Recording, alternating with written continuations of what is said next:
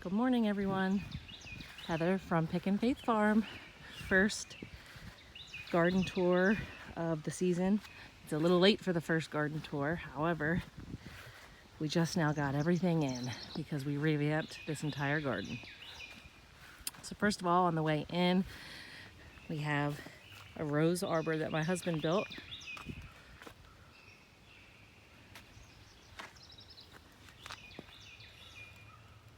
So the box is 1 foot here by 4 foot long. And then these posts are treated 4x4s that were 12 foot tall, buried 3 feet. And the roses are a yellow climbing rose from David Austin that are called Teasing Georgia. They're reblooming, fully double bloom. I think 100 petal count, and they get about 10 foot tall. So the goal is that they'll go up over this arbor and be very, very beautiful. The arbor was built using, of course, my favorite cattle panels that were cut to size and tacked to the wood. So, pretty new flag, original flag for my victory garden. So over here in this little box, the first thing we have is our greens. The top is going to be spinach, but they did not germinate very well. My seeds that I used were seeds from my old house about 4 years ago that had gotten wet that I didn't know. And so some of them did not germinate well. One plant came up, I think this is a Melbar climbing spinach that's trying to attach to the fence right there. But we did replant all of the spinach seeds yesterday. In the second section down, it's built in like a 3-tier.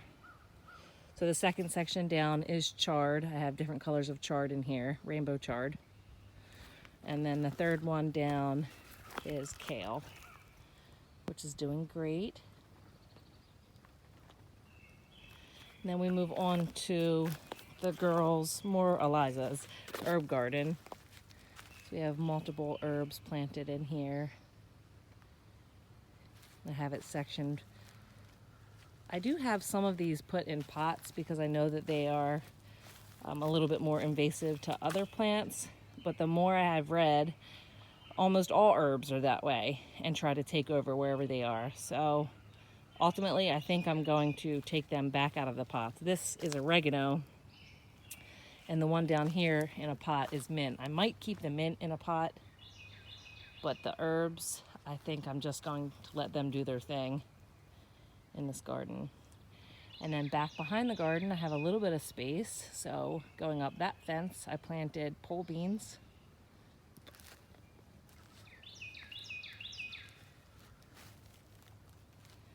Down here is a random kale seed. I don't know if it got flung out in a windstorm or what, but that's a kale, another pole bean. And then the rest of the way along this fence line all the way down, I planted corn. Not in a single row because the corn is wind pollinated. I planted them in blocks, so 2 or 3 rows close together, a couple inches apart. And then this area down here have just flower pots with flowers in them, sitting on the stumps that we couldn't get out. That's one of the massive trees that we had removed. Here's another massive tree that we had removed. And here is the last 2. It was making the garden quite shady. So we had all of them removed today. Not today, this year, sorry. Anyway, so this black plastic area on the back end of the garden is where I have all of the rambling things. So on this, all the way over to that stump, all of these are all melons. Cantaloupe, watermelon, honeydew. And they're doing well, and as they grow, they'll just ramble down the hill, and hopefully it'll be much easier to find the fruit and pick the fruit since it's not going to be all bound up in grass like down there. we still need to black plastic over that. We still have some work to do. And here's a random pumpkin that came up from last year. And then on the other side, beyond this stump, is pumpkins. And they'll do the same thing. They'll ramble more that way, away from the fruit. Since they'll be the last thing harvested out of this area, I put them the furthest away because they won't be until October or so. And a couple of them are just now starting to come up slowly. I planted them about 3 days ago. And the flowers are Super Tunia Vista. I forget what the colors are, but Super Tunias are different than regular petunias because Super Tunias are self-cleaning. You know how regular petunias, you have to pluck off the spent blooms to get them to continue to bloom and be beautiful. Super Tunias pretty much clean themselves. And then Vista, that I learned this year that the Vista is very prolific and gets very big and beautiful. So I went and tried them. So we'll see how they do. This should fill out all over top of this stump and kind of pour over. So now we'll go back to the front of the garden and start the bed tours. This garden was a huge work in progress. I've posted this on Facebook before. However, this entire area that's fenced in was all woods. It's part of our horse field that goes up there. This was all completely wooded lot when we moved in. So we have been taking down trees and taking down trees year after year, trying to get this place under control into what we wanted it to be. And it's about, I don't know, 50 yards from our house. So it makes it convenient to be very close to water, to keep an eye on, get out here and work. So at first when we did this garden, it was all black plastic. So we just had black plastic everywhere, and we made holes in the black plastic by burning them so that they didn't fray, and we would plant in them. However, we started to notice we were having a lot of germination problems. We have a lot of really hard clay, compacted clay dirt, and in order to get the dirt the way that we want it and to be nice, it would be years of amending it and lots of money and renting of tillers every year and all of this. So we decided to go with a raised bed. It was more manicured. We can control what kind of soil is in here. It's easier to amend the soil. So that's what we decided to do. So we'll start, we'll start up here. This is where we will have a gazebo built, hopefully next year. But for now, I have a little pop-up, what is this called? Not a gazebo, but this thing. It's a pop-up thing for tent camping, and gives us a little bit of shade, and you can sit out here when it's raining. I have the hose right here. And this is an empty garden bed that butts up to this rose that we're going to put probably flowers in. So if we walk around the outside, this fence lets us out into the horse field to get to the bees, which we are going to need to rebuy again because they all died. I'm trying to catch a swarm, but I don't know that I'm going to be successful. All along the outside of the garden is cattle panel and T-posts, because like I said, this was all part of the horse field. So I didn't want to put permanent fencing up. I just didn't want to invest that kind of money. The horses aren't going to really push into this. This was enough for us. And all along the outside are blackberries and raspberries. These we just planted 2 days ago from Starks Brothers. They're white gem blackberries. And I take the labels when I get them from wherever I order them from or buy them from. I put them in packing tape and I tape them right to the fence above where they are, so that I'll always know what I have and where.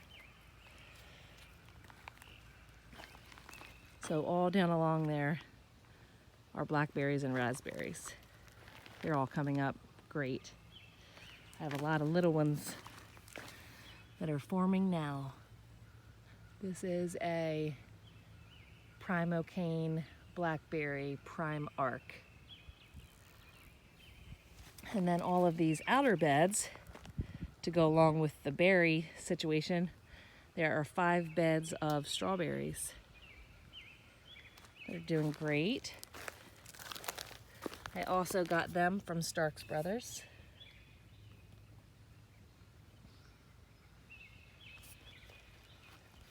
They're doing really good. Along this trellis,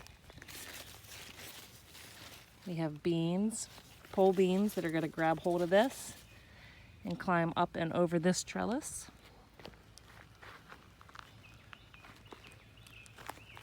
Pole beans on this side as well.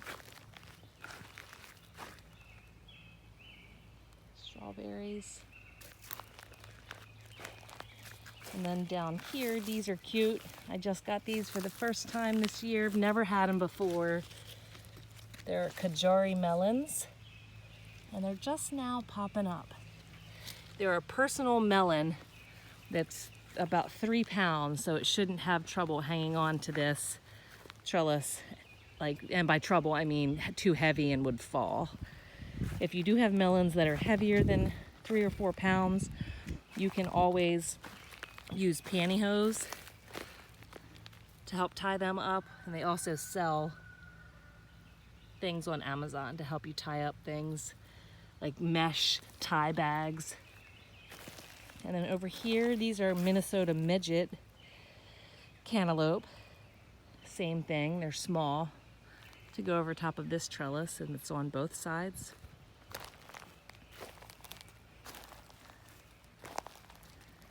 These raspberries, these look good. These are double gold raspberry. Yeah, and they have little babies on them too. On this trellis, I have Kentucky Wonder, I believe, beans. They've already grabbed hold. They're so cute when they grab hold with their little tendrils. Look at them.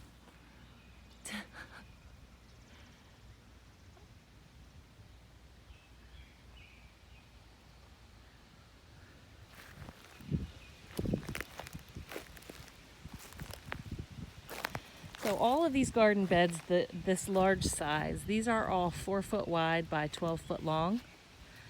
These back here were my first attempt, well, me and my husband attempted making them, and we made them 6 foot wide and 12 foot long. This is way too big. You can't stretch in the middle and reach across.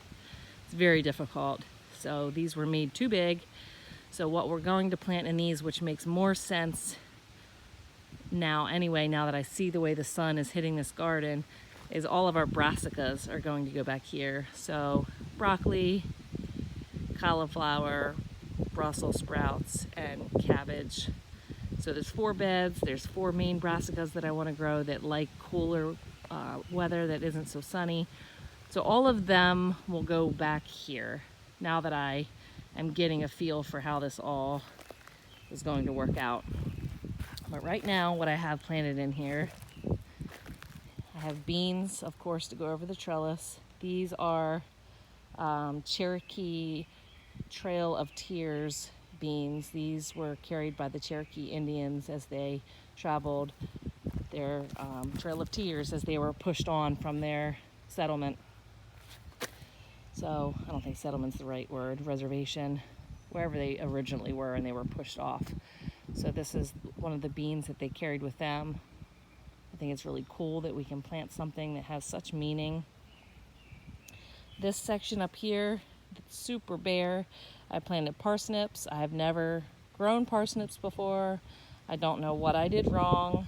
I'm going to have to do some research on them and see what I'm doing wrong. In the corner of all of the beds, I have flowers. In this corner is zinnias. In this bed that is also a little bit sparse are beets. I'm going to come back through and plant in the bare areas more seeds. And then there are carrots back here and beans growing up. There's only one there. I did replant rattlesnake pole beans there.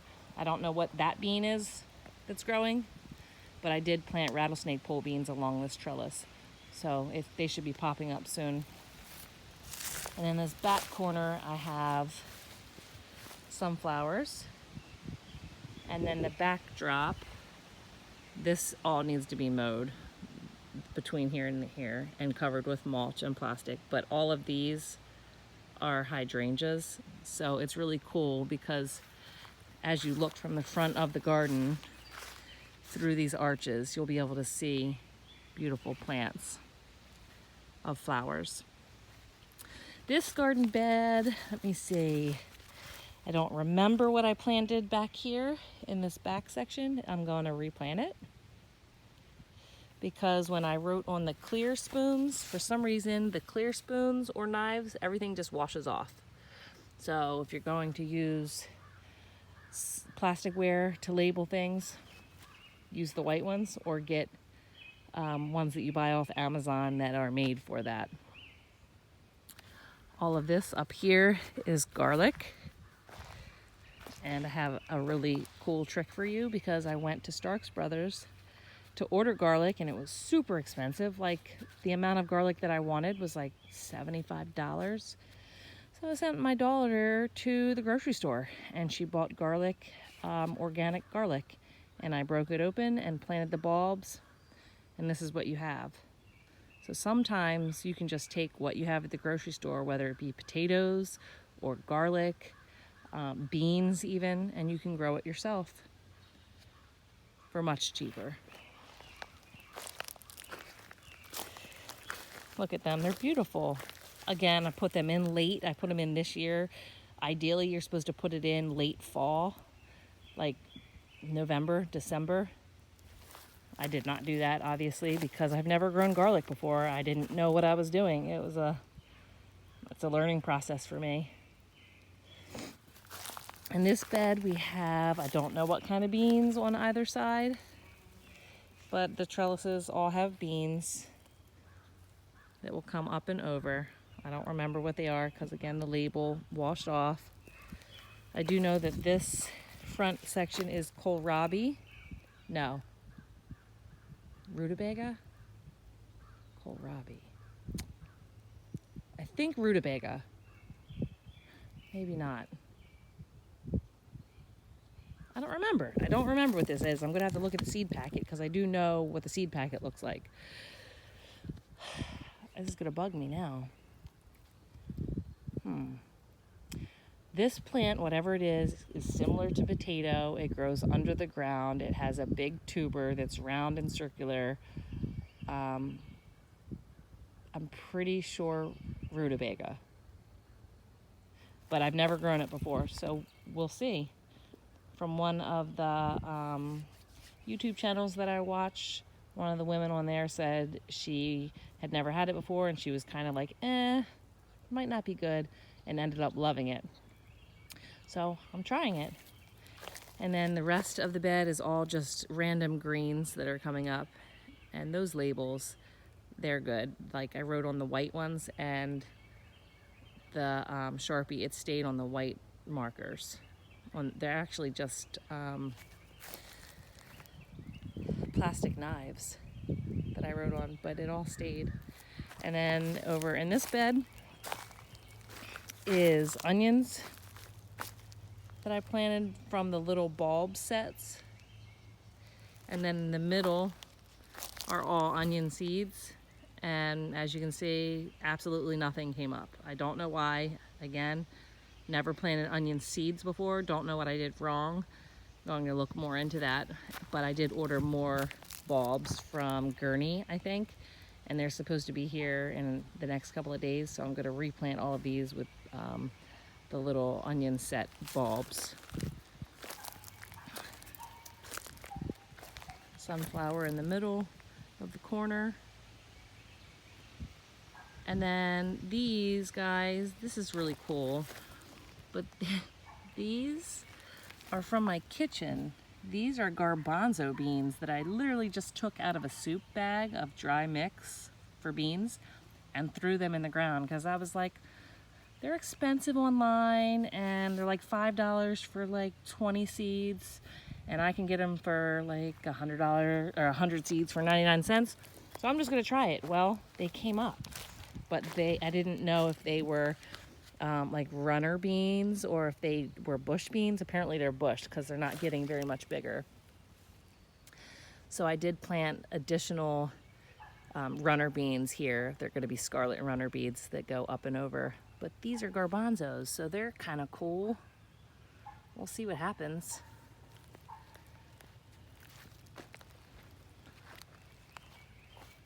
Okay, moving on. Now, bear with me because a lot of this stuff, I am aware that it does not like hot weather, but I did not get my garden in until late.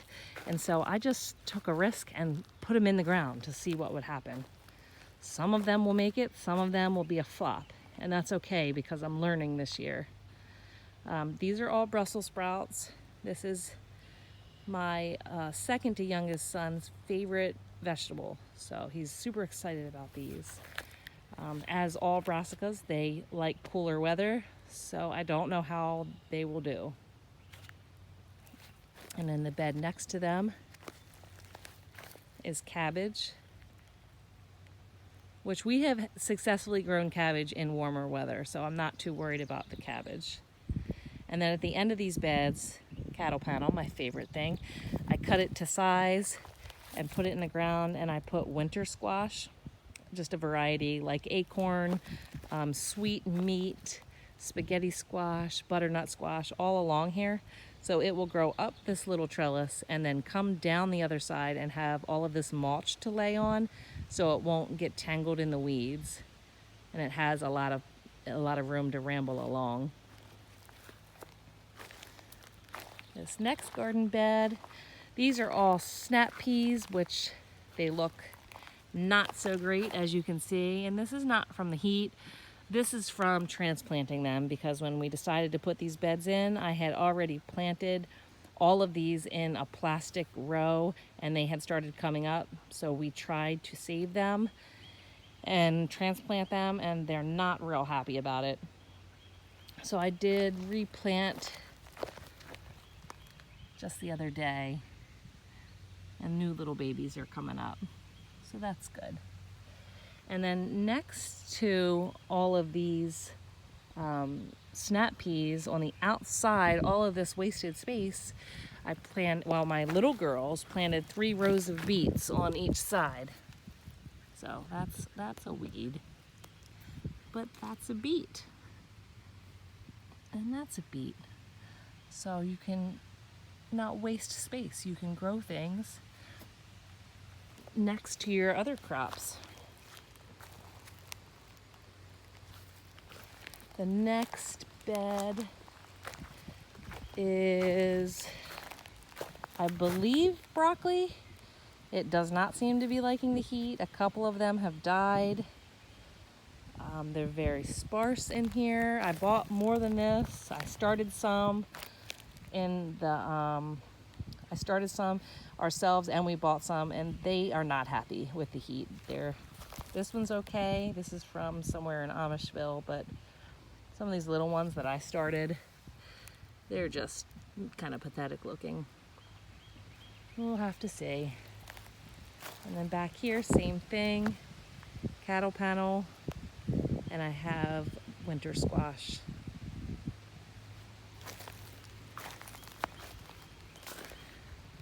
This was here when we moved in. We found it in the woods, this old cedar. And so I have no clue what my kids have planted in here. I think there's some beans, some squash, and okra.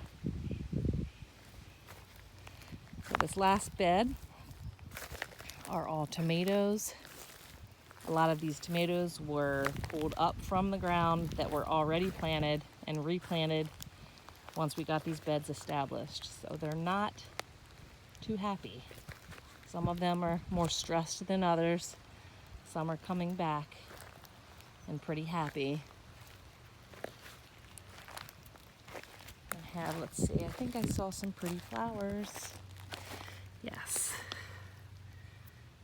3 little tomato flowers. They'll be here soon. Okay, strawberries. In here are summer squash. The difference between summer squash most of the time and winter squash is summer squash most often has thinner skin and grow in bush form, and winter squash keep longer. They're made to keep like through the winter in a cold area, like a basement or a root cellar. We're gonna try to keep ours in our barn. They have thicker skin and they grow on vines. So these are all summer squash. And again, my germination is a little shoddy. I have a lot of areas where nothing came up again. See? So out of the 9 or 10 that I planted down on this end of the bed, 3 came up. And those were the original that we upplanted from the plastic that we had down. The next bed over here, these are all doing great. These are all random varieties of sweet peppers. And we decided to divide our sweet peppers and our hot peppers this year so the kids would not accidentally grab a hot pepper. So we put our hot peppers in a smaller bed that is 6 by 4. So the smaller beds are things that they're either experiments for the year or things that we don't like as much. So not that I don't like hot peppers, but we don't eat them as much as sweet peppers. This is, I think, oh, I lied to you. That last bed that I said was not happy, that's cauliflower. This is the broccoli, and they do look great. The broccoli looks really good. They're happy.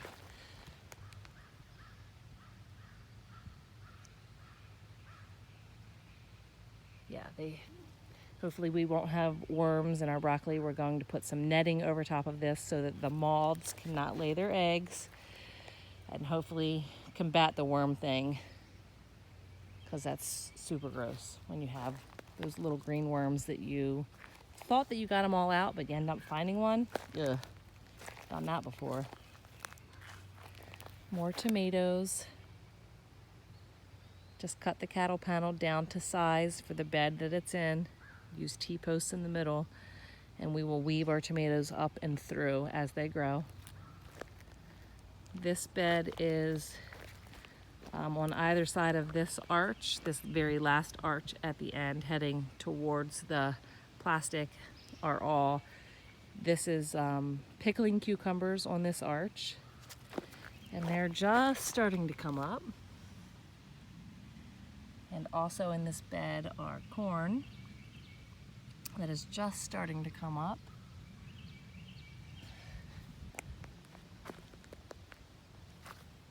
This arch is cucumbers that are like a little bit weird. So we have like a potato shaped cucumber, a yellow cucumber, a white cucumber, like just things that aren't like super normal. These are just different looking varieties we decided to put on this middle arch, and they're all coming up nicely.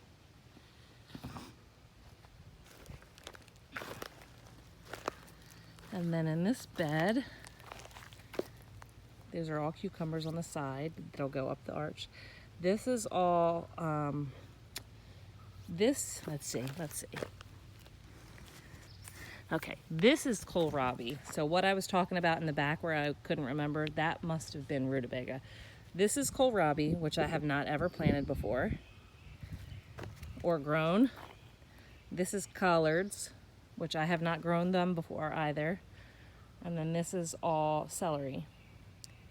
And I took my celery from inside the house after I cut it and put it outside in the garden, just like that. And it's growing more celery. So don't throw your waste away. See if you can use it somewhere. And all of these cucumbers that you see coming up over here, these are all regular slicer cucumbers. like straight 8, muncher. I forget what all of the varieties are that I put in here. So this bed is, I believe, these are all transplanted beans that we had already had planted. So this is a variety of whatever came up when we had the plastic down before. So we just pulled them all up, put them in a bucket, and when this bed was made, we put them all back in. So I have no idea what kind of beans are in here. They're all bush green beans of some sort. Marigolds in the corners. And in the back corners, there's zinnias coming up. This bed is eggplant. Again, all of the people in my house do not love eggplant, so that's why we have it in a smaller bed. I like it well enough, and we're going to try to use it more. A lot of empty space back here to be replanted. I might just try to direct sow some seeds in there and see what they do. I also might put some ground cherries in here and see what they do. Over here are lima beans. Another experiment for me this year. These are bush limas. I have never grown lima beans before. We shall see. But look how cute as they come up out of the ground. Look at them. I love plants. It's so cool to grow things. And then, as I told you, this bed is hot peppers, just a variety of different hot peppers. Here is a clay snowman that Abe, our 4-year-old, made. This is to show you what kind of dirt we had. It's just straight clay. But it's a good example to see what we were working with before, and that will be the strawberry bed. They're ordered. This bed is all varieties of beans, bush beans.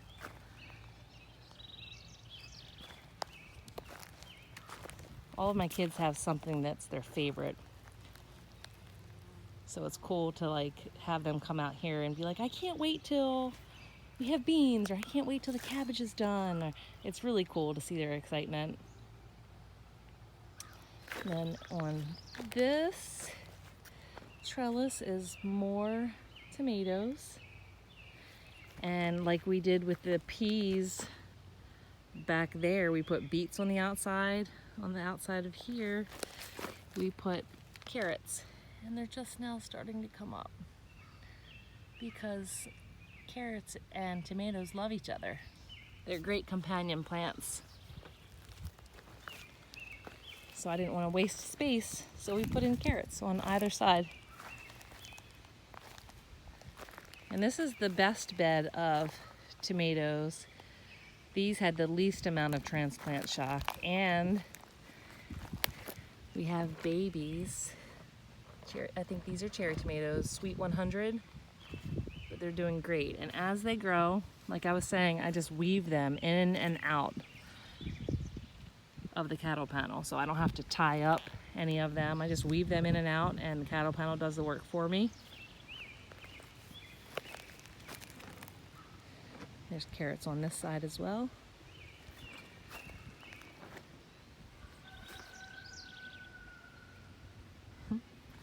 And over here is the last bed of tomatoes. Some of these I started very late. This is berries, blueberry tomato, and I have a goldberry tomato in here somewhere out of these first 6, and an atomic grape tomato. They all look really cool if you look them up. They're from Wild Boar Farm. And we're gonna plant, we haven't yet, but we're gonna plant lettuces on the outside of this. So we're using our space wisely. And then this bed is all peas, which I have never grown them either. Lots of new things for me this year. I've been gardening for a very long time, but I've kind of been set in my ways of the things that I know how to grow and that I'm comfortable growing. And so this year's a lot of firsts for me. Like almost all of these tomatoes I started myself. Believe it or not, I have never started my own seeds and been successful until this year. So it's all a learning progress. You have to start somewhere. I've been gardening for over 10 years now, and I always do the cucumbers and the beans and the tomatoes, but some of these things are different for me. The peppers I've always done, but every year do a little bit more, add something different, and try to broaden my horizons of how to grow things and just how it all works. We're all a work in progress. So that is the tour for today. I wish I knew the date off the top of my head. I do not. It's June 7th, I think. 7th or 8th? 7th, I believe.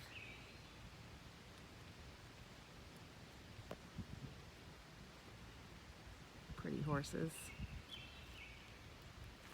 So that's the tour of the garden. I have another tour coming up of the bushes, like the blueberry bushes, the asparagus, the in-ground bed, and maybe some of the other farm animals.